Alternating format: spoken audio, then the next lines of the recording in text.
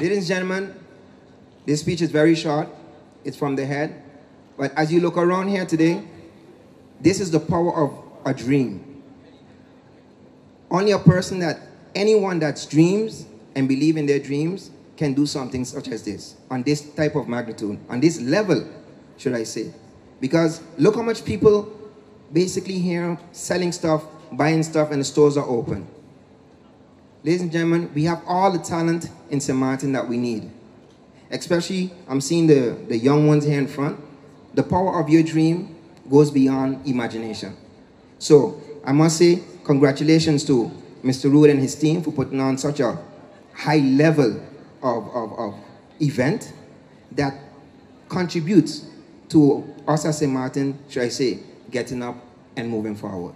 Ladies and gentlemen, I wish you all the best, and I hereby would like to say, enjoy this Cope Avon because it was dedicated to you, the people of St. Martin. This is a great turnout, and Mr. Baker mentioned a few very important factors. Congratulations to the organizers, Mr. Fleming. When he came to us at the St. Martin Tourism Bureau and the team met with him, and it was explained to me after, Mr. Baker with Cope Avond and his team basically thought of everything. The logistics of this organization, thought of every stakeholder, of every interest group. So as you, the community, as well as our visitors.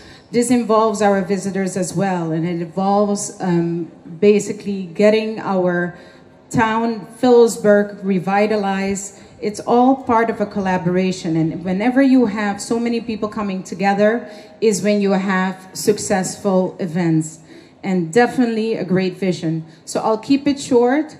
I thank everybody for coming, and let's keep supporting this. This is the first evening. It's a great turnout. I can already see how it's going to continue in the coming weeks. So enjoy and have a good evening.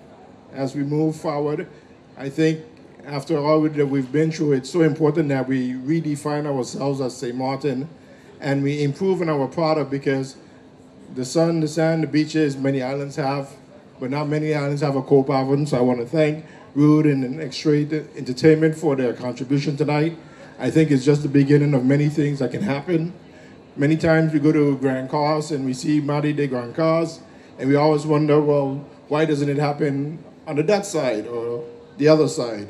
Well, it's happening. Thank you for coming out and supporting, and I look forward to many more weeks of Cope Avon. So enjoy the evening. I'm very happy to see the energy in Phillipsburg right now. That's the vision.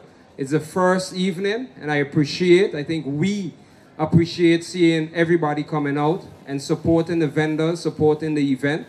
I have to say thank you to all stakeholders and everyone that has come on board to make this happen. The Tourist Bureau, the Ministry of Culture, Caribbean, the Chamber, the merchants are open, the vendors, my entire team, the radio station, everybody that's gonna continue pushing this, and you the people. Without you on this trip, we wouldn't have a Cope Avon. So this will be from the 21st to the 26th of July. Every single Thursday, you could expect a different vibe, a different atmosphere, different band. We're doing this for you. It's going straight through the summer, so enjoy it. We love you all, and this is for St. Martin, bringing life back into Phillipsburg. You know, I wish them much luck. You know, a lot of, you know, Phillipsburg itself needs a lot more than just the shopping evening. We need a lot more work to be done. You can see that, you know, trees being dead, a lot of lampposts on the ground, a lot of areas that are still prone to, you know, hurting people in terms of obstacles in the country. We are not back to full force with our cruise ship passengers as yet. So we really need a lot of cleaning up, a lot of fixing back of the country in order to be able to get back the numbers that we have. So while I commend the organizers for it, I still think that, you know, St. Martin has a lot of work to do. A lot of, like I said, cleaning up needs to be done in the country, and making sure that the country is safe to be able to push our country forward. You know, airport needs to be reopened, our hotels need to be reopened. We need to continue looking for the cruise ship passengers.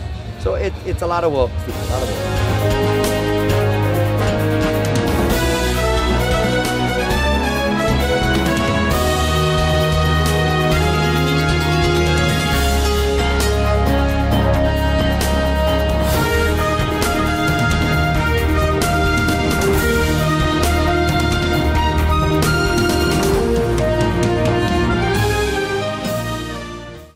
GEBE has been faithfully serving the communities of St. Martin, powering your home and our economy.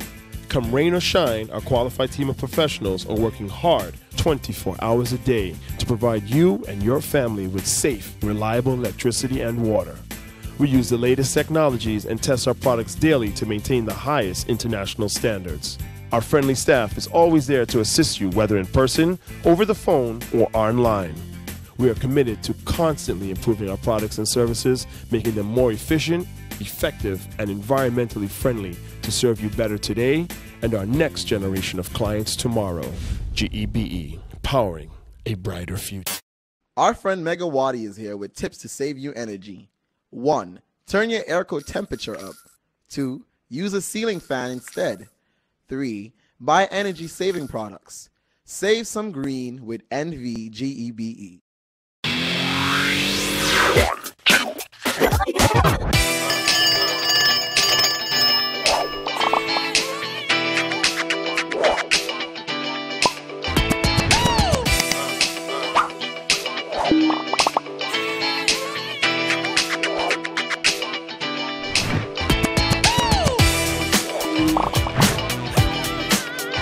Tell them, connecting you.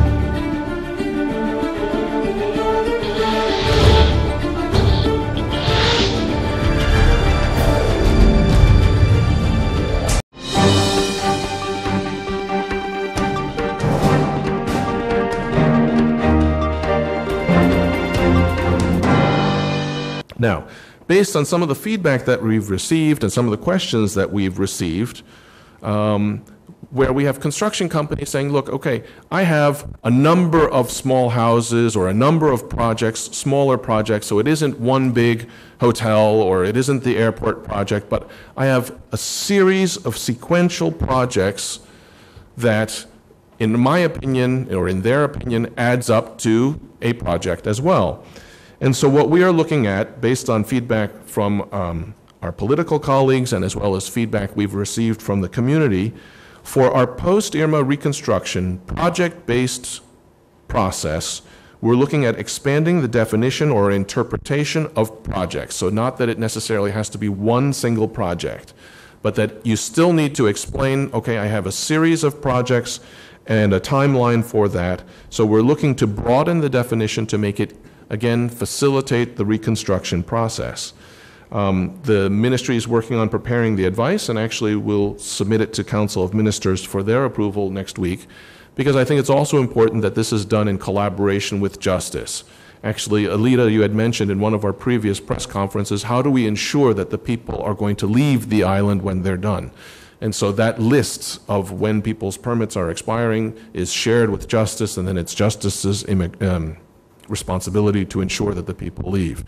We have looked at the possibility of if you could hold businesses responsible, but again, a business cannot go and physically take somebody and bring them to the airplane, so they don't have the legal rights to do it. But we will ensure that if the employee stops working with that company, that's reported to us and thereby reported to the Justice Department, and also as the contracts come due, that the Justice Department's well aware and ensures that the people leave the island. So we are doing our best to coordinate across ministries. So the second topic I'd like to touch on is, we've mentioned that it is important that as much as possible our people participate in the reconstruction process, and we continue to offer training opportunities. There's another initiative through the ministry where we're going to be hosting a labor drive for technical and vocational courses that are going to be offered at NEPA in collaboration with MIC IT. So this is a training institute. So we are going to have a registration drive June 28th and June 29th in the Government Administration Building, ground floor, room 2, between 1 p.m. and 4 p.m. So I'll repeat that. That's June 28th and June 29th at the Government Administration Building on the ground floor, room 2, between 1 o'clock and 4 o'clock. And we're going to be offering training courses for Masonry Level 1, Plumbing Level 1, Electrical Installation Level 1, Welding Level 1, and General Property Maintenance Level 1. And I'll give you a phone number just in case if you're interested in for more information, 520-5270. That's 520-5270. Again, this is part of the ministry's ongoing efforts to ensure that we're offering not only access to jobs, but also access to training for those who are interested in working in reconstruction.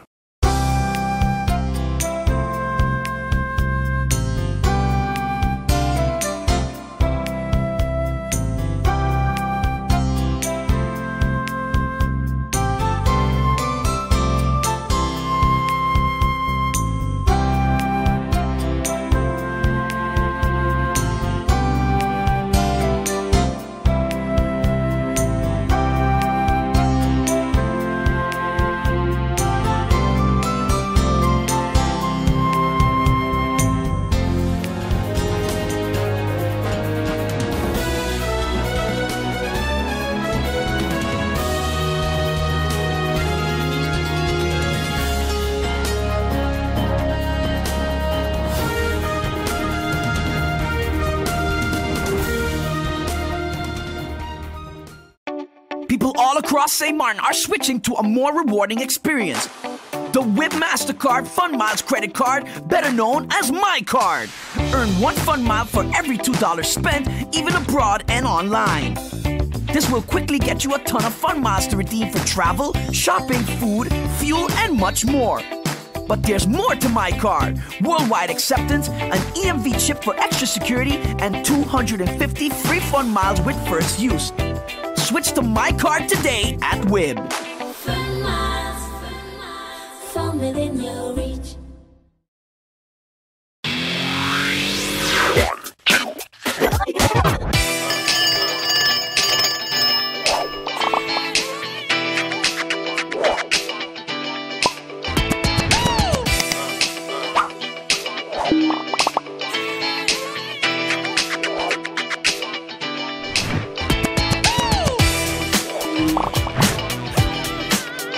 Tell them, connecting you.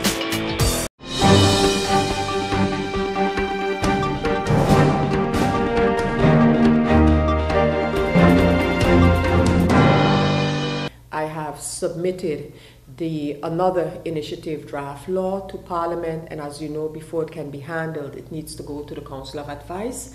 But it has been submitted, and that is a small but significant change to the election ordinance, whereby, as it is right now, when members of Parliament are to take office as part of their credentials, they are supposed to include a list of any public functions that they hold. Public functions, so functions with government. Why is this mentioned in our current law? It is mentioned because as a member of Parliament, you cannot hold certain public functions, such as you can't be a civil servant and be a member of Parliament. You definitely can be a minister, etc., etc. The change that I am proposing is that when members of Parliament submit their credentials to become or to be admitted to Parliament, that they give a listing of all positions and functions that they hold. Right now, this is a requirement for ministers, as you know, but not members of Parliament. So I am proposing in this draft initiative law that when we submit our credentials and give an overview of the public functions, you give all functions and positions that you hold as member of Parliament. I think in the whole matter of transparency, it's important for the public to know whether, in addition to I being a member of Parliament, whether I have another function, whether I have another job, and what is it. Right now, it's not required that that information be divulged. And as you know, I proposed, and it has been established in the meantime, an integrity committee in Parliament. So that integrity committee is up and running, and one of the issues that we are discussing in that integrity committee is the matter of a code of conduct for members of Parliament. One of the things as part of the code of conduct is disclosure. What should a member of Parliament disclose as far as their position is concerned? So in this context, the initiative draft law will fit in line or is in line with those discussions in the Integrity Committee of Parliament. I have also made a proposal for a change to the National Ordinance Registration and Finances of Political Parties. As you know, that ordinance regulates the entire existence and operations of political parties. And one of the things is that political parties are supposed to send in annual accounts, nothing wrong with that, but it is also a requirement that the annual account be accompanied by a financial statement that is basically verified by what they call in Dutch a registered accountant. So because of the strictness of the terminology of a registered accountant, it is not any accountant who could give this declaration. It must be a registered accountant. And so I am proposing that while that definitely should take place, and surely in election years, however, below a certain amount, if transactions that a political party has does not, and I propose, but we could debate the number, I propose below 5,000 guilders. If during the whole year the transactions of the political parties did not surpass 5,000 guilders, then you don't need that declaration by or verification by a registered accountant. So that's another proposal, that's a different law, and thus a change to the law on registration and finances of political parties. That one too has to go to the Council of Advice, and then will come to the floor of Parliament for a debate.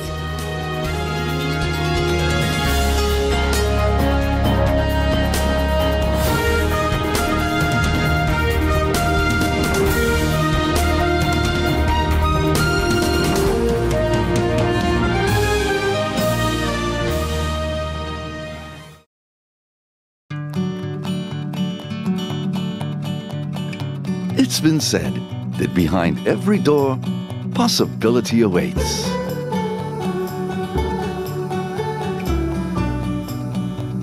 How much possibility depends on which door you open first. Every day, we help our customers discover the possibilities in their lives. It all starts with a conversation. Scotiabank. Discover what's possible. Hello, St. Martin. My name is Stephanie Medina, and I play football with the Walichi Women's Soccer team. I have represented St. Martin in many different games. For example, the Dutch Caribbean Women's Soccer Cup. I played against Bonaire, Aruba, and Curacao right here in this stadium. Sports matter to me because it makes me happy, it keeps me fit and healthy, and it is very fun.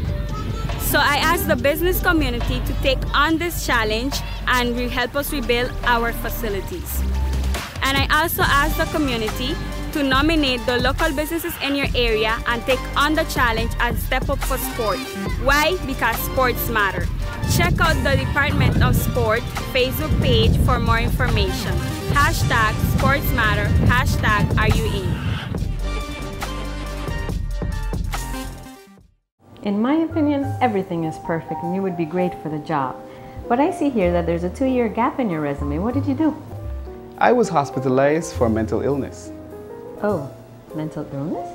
I've undergone treatment and I have a wonderful family that supports me. Well, that is good news. No, it's fine. I'm recovered. We'll contact you, okay?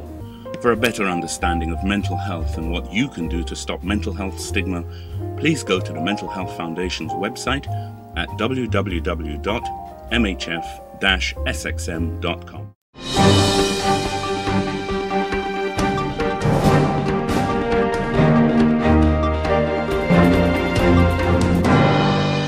this formation process has been different since, you know, the 10-10-10 situation before elections. You had elections and right away you knew who was going to be the executive council or who knew was going to be the government. Our formation process takes quite a bit of time. You know, I envy those countries, especially the British countries, where you have elections one day and you know by midnight that night who's going to be the prime minister and they're going in. And that to me is a real democratic process, similar to the United States. You know, most 99% of the places in the world, the day you have elections, the night you know. And our process quite different. A lot of outside forces have the say in who is going to be in your government. And a lot of people have been, you know, coming up to me and saying, well, Theo, you're the formateur, when are we going to have a government? It's not me or the formateur process that is the one to dictate what it is. A candidate has to go through a lot of different positions. You know, they have to have their whole tax history in order, their whole SZV, their AOV, what properties they own, what businesses they own, their spouses, their family. And then after you get all of that information, then it goes to basically the Secret Service of the country. They have to verify the information that you have, and it also goes to the Public Prosecutor's Office, and they also have to then dictate whether there are any ongoing investigations on you, and whatever process, even if it's 10 years ago, they can still also hold back your position. And then the governor will go over and basically say, well, whether he's going to be willing to sign the beschluit to give you or to make you a minister. And the position of formateur, I've said it before, that it's more like a loopjonger, errand person. All you're doing is taking information from the candidate ministers and you're basically bringing it on to whichever organization it is. It is really not a dignified position of what it used to be. And quite frankly, you know, it's yeah, to me, a position, it should never have taken this kind of time frame. I think this does not do the country justice, it doesn't do the population justice, because they elect people and they expect to see them in office. May I ask you off the bat, did anyone fail the screening process during the period of the process itself? Well, let me go back, and history is not about failing, because I don't think it's an issue of failing. It's an issue of interpretation, and basically the governor having the position of whether he will sign the final position of who should be minister or not. To me, again, the electoral process itself is defeated because the people go to the polls. They elect people, they overwhelmingly elect people, and they expect to see certain people in office, and then they see probably 3 months later a total different set. But that's, you know, that's the process that we have chosen. I don't agree with it, and I've stated it publicly. I don't agree with it. But no, everyone that has been put forward with their names took a little longer than everybody thought it should, but everybody has more or less answered all of the pertinent questions that have been brought forward by the relative authorities. The incoming ministers will be taking the oath of office as of Monday the 25th. Some people strongly believe that Theo Heidegger should have been the Prime Minister. Nonetheless, this is not the case. Was it in any way at all being considered by your person, MP? Well, you know, again, and that is why I've stated, Stephen, you know, it is a big question to me about whether to even look at elections again, because you put yourself on a list. The people clearly elected my person. There are those powers that don't want to see me in that position. Well, you know, one thing they can't take away is the electorate, the voice of the electorate. And at the end of the day, the people vote for a particular person. At the end of the day, like I said, the powers that be make sure that that person can get in. It's hurtful, but you know that you can do things. And again, like I said, it is truly, this is the most undemocratic process I have ever experienced. Are you regretful though of not being able to become the Prime Minister? Well, it's not that I'm regretful. I think that it's a right of who the people vote for. that we should have the election for Prime Minister. And I can assure you then the people gets their wish. I think that we do have a credible Prime Minister now, one that works hard, that works for the country. But again, like I said, it is the right of the people to decide, and it shouldn't be up to outside forces to do that, outside of a country.